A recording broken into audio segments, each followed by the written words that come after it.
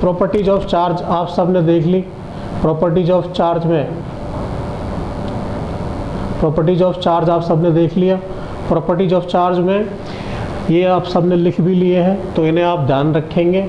आगे जो हम क्वेश्चन सॉल्व करेंगे न्यूमेरिकल्स, वो इसी के बेस पे करेंगे। अभी जो नेक्स्ट टॉपिक हम पढ़ रहे हैं that is methods of charging. क्या पढ़ रहे हैं हम? Methods of charging. चार्जिंग के यहाँ पे हम 3 मेथड पढ़ेंगे। कौन कौन से? पहला charging by friction, charging by conduction, तीसरा चार्जिंग बाई इंडक्शन। सबसे पहले हम डिस्कस कर रहे हैं चार्जिंग बाई फ्रिक्शन, तो उसे हम फ्रिक्शनल इलेक्ट्रिसिटी भी कहते हैं। क्या कहते हैं? फ्रिक्शनल इलेक्ट्रिसिटी या चार्जिंग बाई फ्रिक्शन।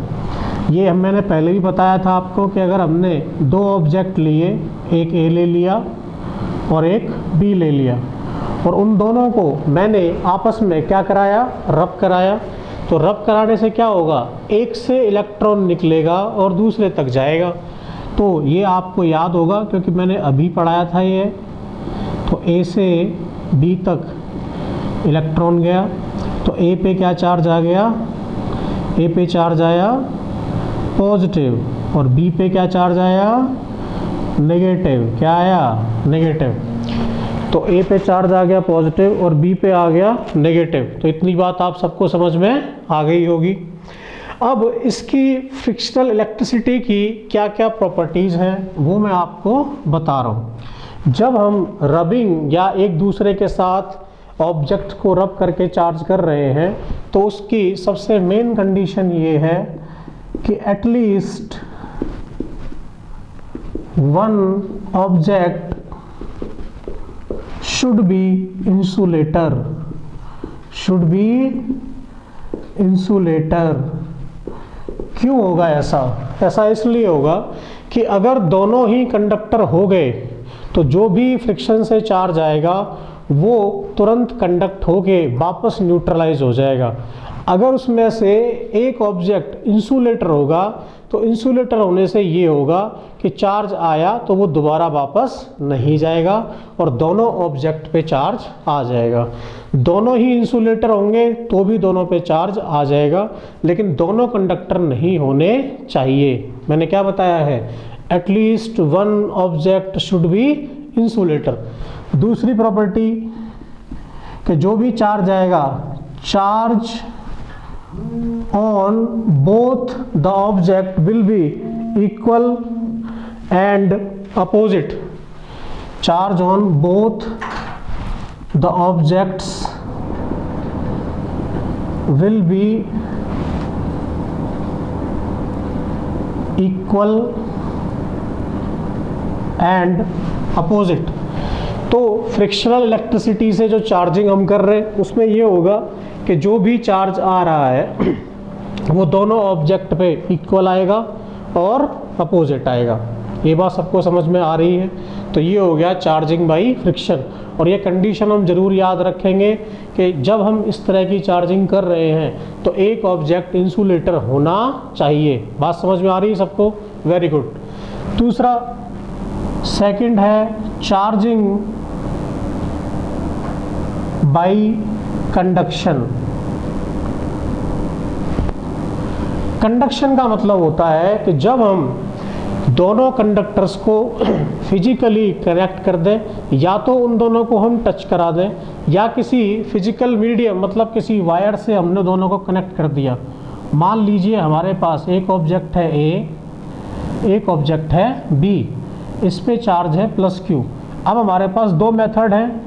एक को हमने क्या करा, ए को बी के साथ टच करा दिया तो चार्ज ए से बी तक क्या हो जाएगा? ट्रांसफ़र होगा।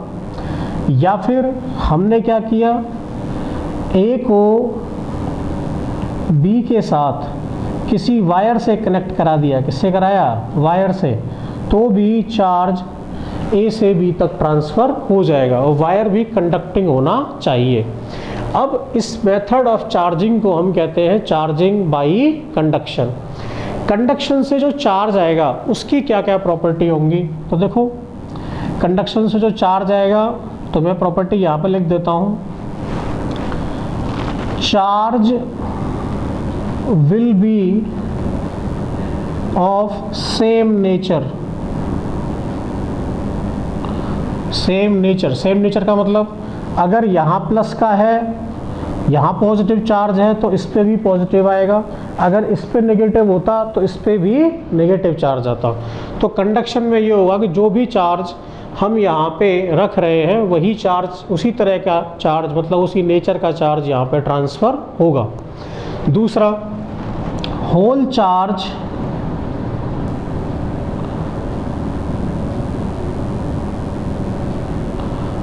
will not transfer। Hole charge will not transfer एक एक्सेप्शनल केस होगा, वो मैं अभी डिस्कस करूँगा। उसके अलावा कहीं भी होल चार्ज ट्रांसफ़र नहीं हो सकता। तो कब तक होगा चार्ज ट्रांसफ़र? चार्ज ट्रांसफ़र होगा जब तक दोनों का पोटेंशियल सेम ना हो जाए। अभी मैंने पोटेंशियल की बात नहीं की है, ठीक है। तो charge will transfer till both will have same potential। तो ये बात सबको समझ में आ गई होगी कि चार्ज कब तक ट्रांसफ़र होगा, जब तक दोनों का पोटेंशियल सेम ना हो जाए, जब तक दोनों का पोटेंशियल सेम ना हो जाए। अच्छा, कई बार हमें ये भी डाउट हो सकता है कि अगर इसके पास Q है तो देखने में तो एक जैसा लग रहा है, तो इस पे भी Q/2 इस पे भी Q/2। नहीं, इफ़ बोथ आर आइडेंटिकल, अगर दोनों आइडेंटिकल हैं उस केस में तो आधा आधा डिवाइड होगा, अदरवाइज नहीं। It will depend on the shape also. मैंने क्या बताया है कि जब तक दोनों की शेप आइडेंटिकल ना हो, दोनों का नेचर, दोनों का मटेरियल आइडेंटिकल ना हो, तो हम ये नहीं कह सकते कि दोनों पे चार्ज सेम आएगा। ये बात सबको समझ में आ रही है? तो इर्रेस्पेक्टिव ऑफ शेप हम ये नहीं बता सकते, ठीक है। तो हम यहाँ पे एक नोट और लिख देते हैं कि if both are identical, if both are identical then charge will divide equally। Charge दोनों पे आधा आधा आ जाएगा। तो यहाँ तक आपको समझ में आ रहा है? मैंने क्या बताया आपको, फ्रिक्शन से कैसे चार्जिंग होगी और चार्जिंग बाई कंडक्शन किस तरीके से होगी, ठीक है। यहाँ तक नोट करिए।